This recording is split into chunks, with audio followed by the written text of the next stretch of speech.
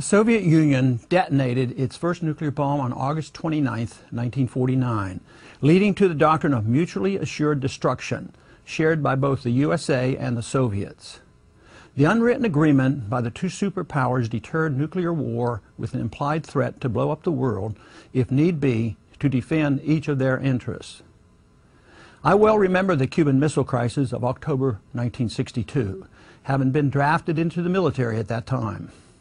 Mutually assured destruction had significant meaning to the whole world during this period. This crisis, along with the escalating ill-advised Vietnam War, made me very much aware of the problems the world faced during the 5 years I served as a U.S. Air Force flight surgeon. It was with great pleasure and hope that I observed the collapse of the Soviet Union between 1989 and 1991.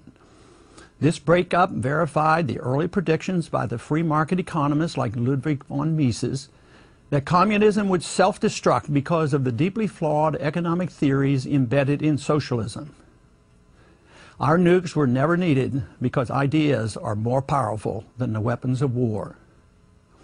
Many Americans at the time were boldly hopeful that we would benefit from a generous peace dividend. Sadly, it turned out to be a wonderful opportunity wasted. There was to be no beating their swords into plowshares, even though history shows that without weapons and war, there's more food and prosperity for the people.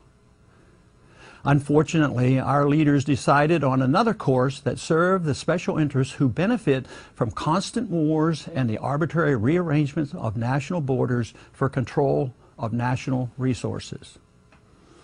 Instead of a peace dividend from ending the policy of mutually assured destruction, U.S. leaders opted for a foreign policy of American world domination as its sole superpower. It was all in the spirit of Woodrow Wilson's idealistic goal of making the world safe for democracy by pursuing a war to end all wars. The mantra became that American exceptionalism morally required us to spread our dominance worldwide by force.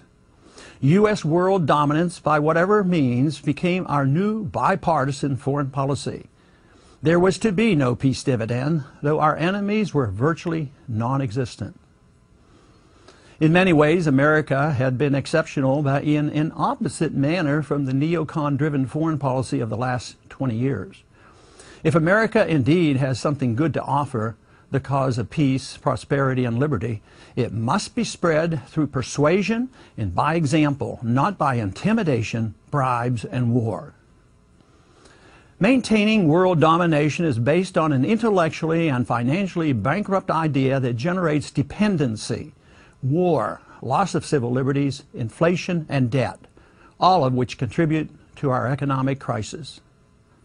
Saddest of all, this policy of American domination and exceptionalism has allowed us to become an aggressor nation, supporting preemptive war, covert destabilization, foreign occupations, nation building, torture, and assassinations. This policy has generated hatred toward Americans and provides the incentive for almost all of the suicides attacks against us and our allies. To continue to believe the fiction that the militants hate us for our freedoms and wealth may even result in more attacks against us, that is, unless our national bankruptcy brings us to our knees and forces us to bring our troops home. Expanding our foreign military intervention overseas as a cure for the attacks against us tragically only guarantees even more attacks.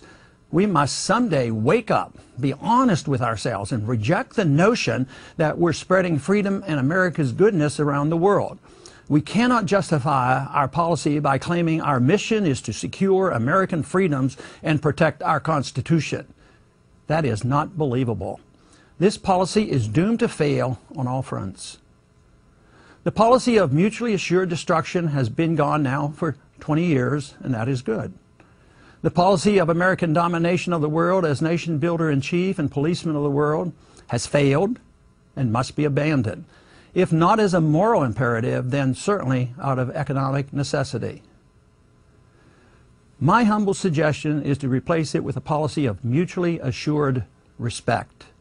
This requires no money and no weapons industry or other special interests demanding huge war profits or other advantages. This requires simply tolerance of others' cultures and their social and religious values, and the giving up of all use of force to occupy or control other countries and their national resources. Many who disagree choose to grossly distort the basic principles shared by the world's great religions: the Golden Rule, the Ten Commandments, and the cause of peace. Religions all too often are distorted and used to justify the violence engaged in for arbitrary power. A policy of mutually assured respect would result in the U.S. treating other nations exactly as we expect others to treat us, offering friendship with all who seek it, participating in trade with all who are willing, refusing to threaten, bribe, or occupy any other nation, seeking an honest system of commodity money that no single country can manipulate for a trade advantage. Without this, currency manipulation becomes a tool of protectionism and prompts retaliation with tariffs and various regulations. This policy, when it persists, is dangerous and frequently leads to real wars. Mutually assured respect offers a policy of respect, trade, friendship, and rejects threats, sanctions, and occupations. This is the only practical way to promote peace, harmony, and economic well-being to the maximum number of people in the world. Mutually assured respect may not be perfect, but far better than mutually assured destruction or unilateral American dominance.